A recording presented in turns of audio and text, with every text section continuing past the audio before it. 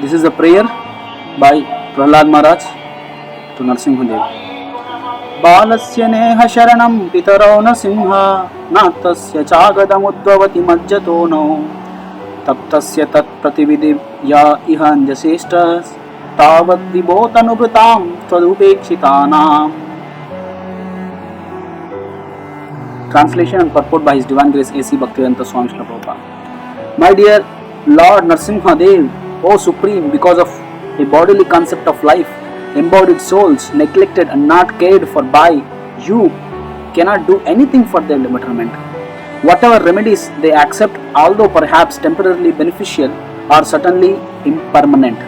For example, a father and mother cannot protect their child, a physician and medicine cannot relieve a suffering of patient, and boat and the ocean cannot protect a drowning man. True parental care, true remedies for different kinds of disease, and true means of protection on the water, in the air, and land. There is always an endeavor for relief from various kinds of suffering in the material world. But none of them are guaranteed measures of the protection. They may be beneficial temporarily, but they offer no permanent benefit. Despite the presence of a father and mother, a child cannot be protected from accidental death, disease, and various other miseries. No one can help, including the parents. Ultimately, the shelter is the Lord, and one who takes shelter of the Lord is protected.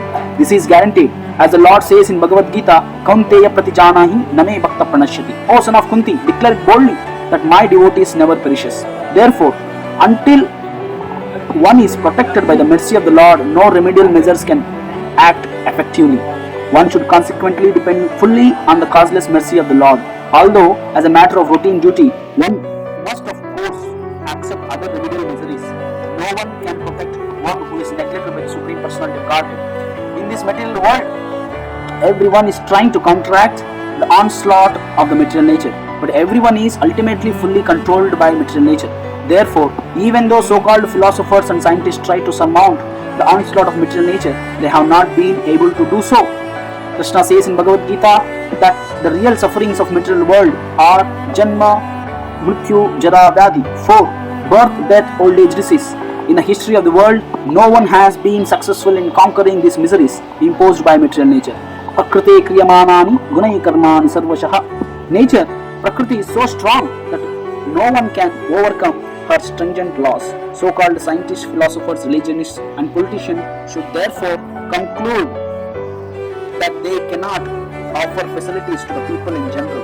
They should make vigorous propaganda to awaken the populace and raise them to the platform of Krishna consciousness. Our humble attempt to propagate Krishna consciousness movement all over the world is the only remedy that can bring about a peaceful and happy life. We can never be happy without the mercy of Supreme Lord. If we keep displeasing our Supreme Father, we shall never be happy within the material world, in either the upper or lower planetary systems. Hare Krishna.